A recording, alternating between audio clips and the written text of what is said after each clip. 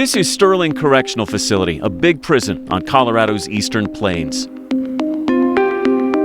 It is a labyrinth of concrete and razor wire that serves as home to 2,500 felons. I'm here on a second-degree murder charge.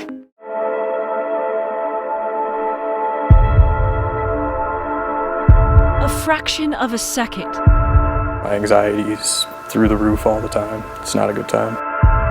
A blink of an eye. I do get still like floaters right in this field of my vision. That's all the time it took. To me, it's like little jellyfish legs swimming in my eye. Each of these individuals says they believe a police projectile struck them in the eye in downtown Denver the last weekend in May.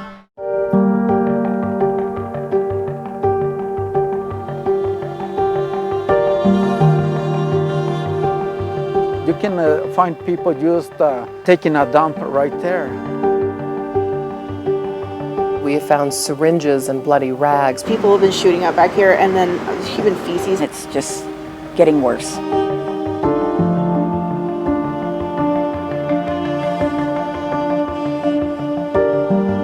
Hey Steve, it's Greeley Police Department. Are you in there? 4 months later, we were allowed to film Greeley police officers training under the same scenario Zach Parrish faced. A despondent person well armed but unseen behind a bedroom wall. Oh! And the first time, it did not go well. An officer hit by a paint bullet, and the exercise quickly over. Inside the belly of a hulking airplane. It's not exactly an ideal ER. Drugs are up. Where are we on function check? Patients are here. Lift. This way. Thank you.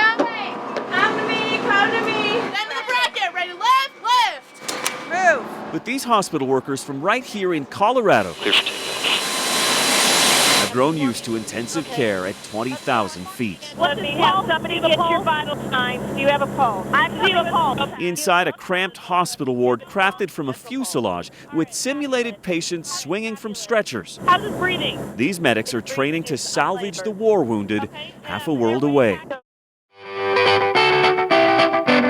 Maybe we don't have Fifth Avenue, Rodeo Drive, or Saville Row, but over the years, Colorado has made its mark on the fashion world. Some of the biggest names in outdoor clothing have roots in our state, and later this year, some even bigger names will call Colorado home.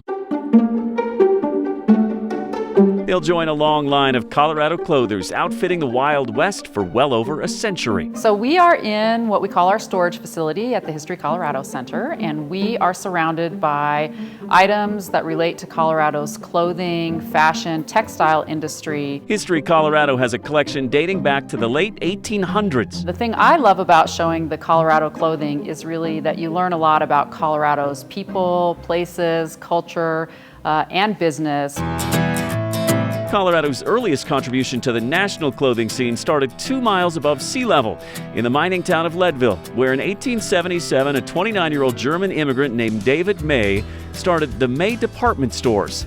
Eventually that company would become May D&F and would later morph into Lohman's, Lord & Taylor, Foley's, Filene's, Robinson's May, David's Bridal, and Marshall Field's. With 600 retailers in 43 states, it was sold in 2005 for $11 billion. Far away from Japan, far away from anything really, is a stretch of land off Highway 141 in southwest Colorado. Traffic is rare here. There is no cell phone service, and it's underneath this tattered American flag you find the seemingly forgotten town of Yerevan. There's not even a trace of any town ever being here. Jane Thompson grew up here. Our house that we lived in when we were little was just right across the river here where this little pile of rocks is. And shows us how this land has a unique place in American history. As we round this corner here, this is where the Manhattan Project, 2 mills were built right here on this side of the road. Jane pointing out how this site played a role in the bomb that eventually dropped in Hiroshima. Some of the uranium used in the Manhattan Project, which was the top secret government effort to develop the bomb, was mined and milled in Yerevan. Pictures from back then show just how vibrant a community this was. Unknowing participants in one of the greatest government secrets. They didn't know why they were here, but they were here for the boys.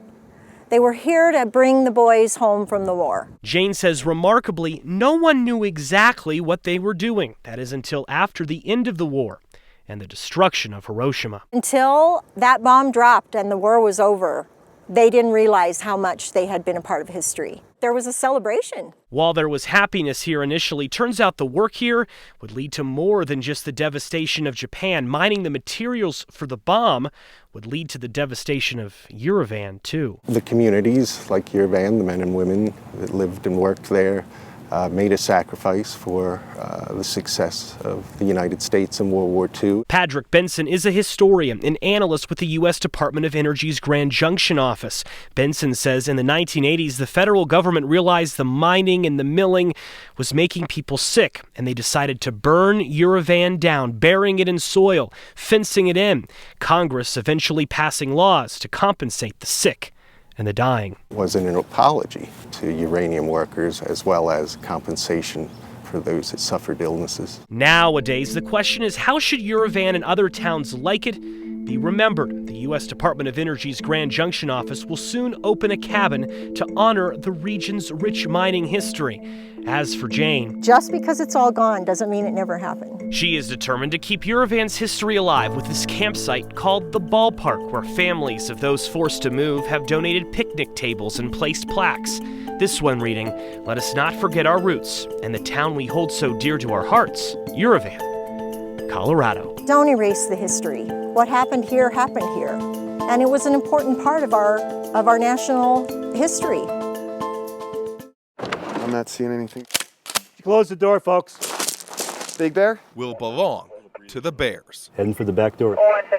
I see him walking down the sidewalk like he owned the place. We've seen about 5 bears. No big deal, but they're totally into the trash cans. The bears are just hungry, foraging now up to 20 hours a day ahead of winter. They're looking for berries, trash cans, dumpsters. That's made this a busy summer for Aspen police. Oh, back up. He just gave us a little fake bluff. It's taking up a lot of our time, and our main purpose, we want to protect the animals too. Looks like this is going to be outside of room 1020. Riding along with Sergeant Rob Fabricini, we're seeing bears in trees. He's about 350, 400 pounds. He's a good-sized bear. Bears in alleys. Here you go. He probably did that. Tearing into dumpsters. And this is another really popular alley because of the restaurant. Bears brazenly wandering around right behind the St. Regis Hotel. Imagine walking out your door to that. 6-8, report of a bear. While we're looking at this one, another bear call's coming in. Across town, we spot a bear in a crabapple tree. This guy's got a tag on each ear. 2 tags means 2 strikes against this bear. A third, and he'd be put down. These bears are doing what they're supposed to do. They're eating cherries. It's just, I'm not happy with the location.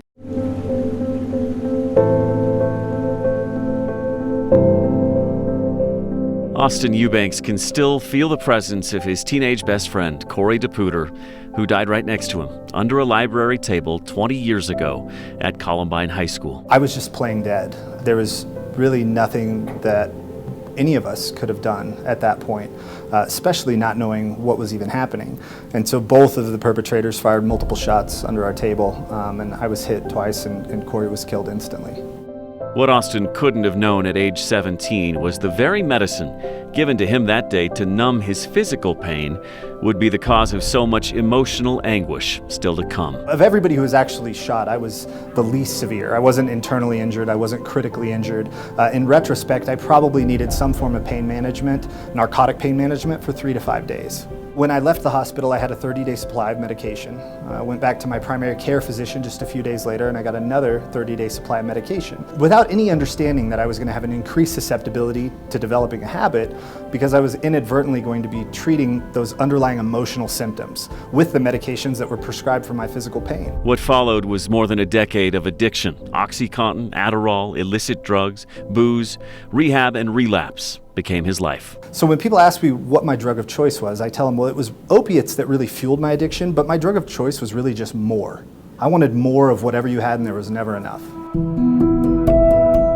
About 8 years ago, he realized he had to make a change. When I finally... Lakewood 911. He said, I don't want to live anymore. There's a guy out front with a gun who's ready to kill a bunch of people. And are you inside the residence? No, I'm the guy with the gun. I had pulled up on scene and was basically had my foot on the brake when I started taking the rounds. 30 male gunshot wound to the arm and chest. John Key never got a chance to get out of his car before he was shot on July 5th, 2014. For sure my vest. My vest made a huge difference. Are you listening to me, Gordon? I am.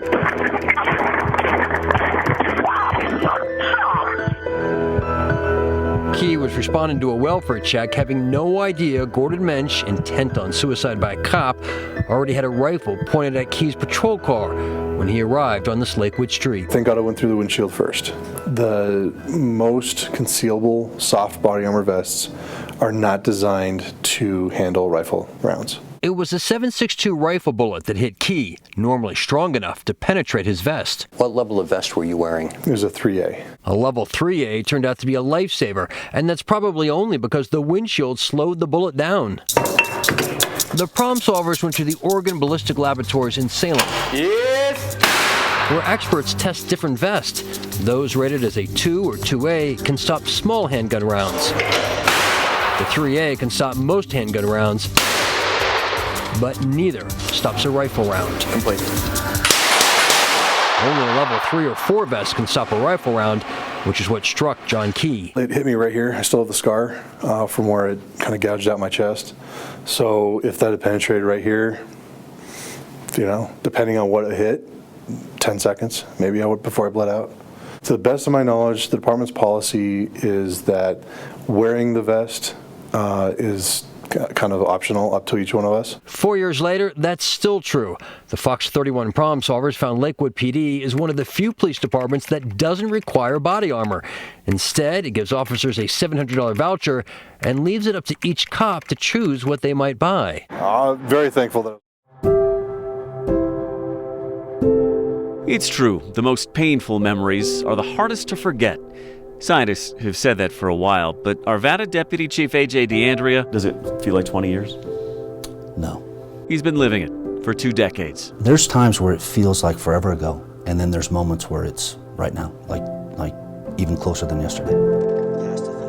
Midday on a bright blue Tuesday in April 20 years ago, his pager buzzed, and he made this life-changing phone call to work. Yeah, this is Officer DeAndrea with Arvada. Yeah. Yes, SWAT call out? Yeah, you need to come to headquarters. Okay. We've got a situation down at Columbine High School. I didn't know we were going to a school shooting or an active shooting. That wasn't even a term back then. I realized at that moment the only person I had to rely on was myself. There are victims. I was shot twice in the head and once in the foot. And there are victors. Given how far Patrick Ireland has come in 20 years, there's no doubt which one he is.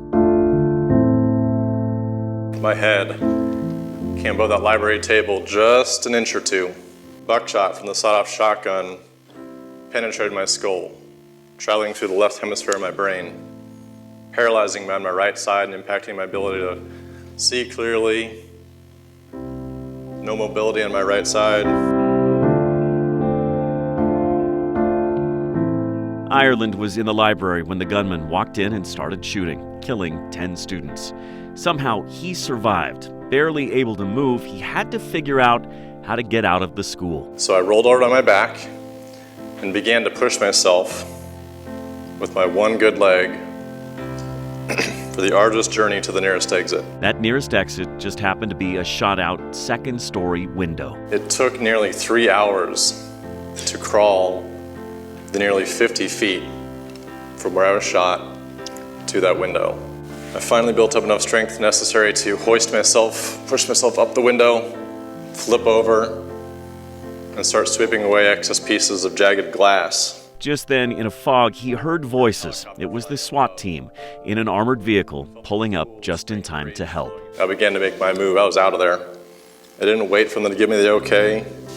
Almost too soon, my lifeless body plunged onto the top of that Loomis Fargo truck. Patrick Ireland, the boy in the window, became the most iconic reminder of what happened at Columbine and the personification of a mass shooting victim. But that victim part didn't set well with this determined young man who spent the next few months at Craig Hospital learning to walk again. And soon, he was right back at Columbine. I was able to graduate on time with my class of 2000, as well as achieving my goal of graduating valedictorian. 20 years later, I'm 37 now. I've got 3 kiddos, 8, 4, and 9 months old. And so I had some conversations with the oldest, with our oldest daughter. And, you know, because she asked questions before, you know, Daddy, what happened? Why do you wear that brace? Why do you walk with a limp? You know, we've had some of those conversations. Our journey was not easy. We owe a debt of gratitude to first responders, police officers, SWAT, doctors, nurses, therapists, through the help of that entire recovery process. These days, you'd never know what Patrick went through all those years ago, if not for the presentations he gives, sharing his story. Like this one at the National Summit on School Safety in Houston just weeks ago, where he reminds people we have a choice of being a victor or a victim. And proves with every word which choice he made 20 years ago. The key to forgiveness is to stop focusing on what others have done to us and focus on what has been done for us. This is me horseback riding the Friday before my kidneys were taken out. It was a procedure she was told she had to have to save her life after doctors at the University of Colorado Hospital told her they had discovered cancer in her kidneys. This despite a March pathology report that showed no evidence of malignancy and results consistent with a benign process. Nonetheless, for reasons still not clear, Linda says doctors recommended removing both kidneys. And 2 months later, that's exactly what they did. A big mistake. Big mistake. After the kidneys were taken out, a new biopsy found no evidence of carcinoma and no mass lesion identified, meaning no cancer. Now, at age 73, Linda needs at least 1 new kidney, and the average wait for a transplant is 7 years. When the problem solvers asked the University of Colorado Hospital what happened, it took a spokeswoman an entire week to email us a non-statement saying, I don't have any information for you about this. Do you feel like the University of Colorado Hospital owes you an apology? I feel like they owe me a kidney. That's for sure. The hospital hasn't offered Linda an apology or the problem solvers an explanation. Be a good dog. Instead, it won't even acknowledge Linda was a patient, despite her willingness to sign a patient privacy release form. It is terrifying because you have no choice when you go into a hospital to trust that you're going to be taken care of. His eyes stitched shut, a breathing tube in his throat, and a skin rash over most of his body left him feeling like he had survived an inferno. How would you describe the pain sensation? It was 10 out of 10. Scott has asked us not to use his last name, but the 22-year-old has made a miraculous recovery from his days as a 19-year-old college sophomore when he woke up in a hospital burn unit, blind and voiceless. I had 2 surgeries on my eyes in order to, save them from not going blind. Like inside of my mouth, I had burns and cuts, so even I couldn't eat food. Scott had Stevens-Johnson syndrome, a condition known to be caused by the drug Lamictal. It's an anti-seizure medication sometimes used to treat bipolar depression. Scott, as you look back, do you think you have bipolar disorder? No. I mean, I've never had mental health issues before this. Scott had gone to the Aspen Creek Family Medicine in January of 2016 for his yearly physical and mentioned feeling a little depressed. He was given a questionnaire for bipolar disorder. Answering yes to at least 7 of 13 questions is supposed to indicate more follow-up, but even the one-page form says it's for screening purposes only and not to be used as a diagnostic tool. Scott only scored a 6, but Dr. Michael Elder miscounted, giving him a 7. and immediately prescribed Lamictal. Were you told about the black box warning when you were prescribed this drug? No, I wasn't. I didn't know about it, no. The black box warning that comes with the prescription warns of serious skin disorders leading to death, and mentions the incidence of skin disorders was increased when this drug was administered at doses higher than recommended. There are so many things that were done wrong in this case, it's frightening. Helen Hoskins is the attorney Scott hired after he recovered from 3 weeks in the burn unit. She discovered Scott was prescribed twice the recommended dosage on day 1, and by the 2nd week, his dosage had been increased 4 times the recommended amount. Not only was the diagnosis false, he didn't have bipolar, and not only did he diagnose it with a screening tool, he prescribed Lamictal, a serious drug, a dangerous drug, at 4 times the recommended dose.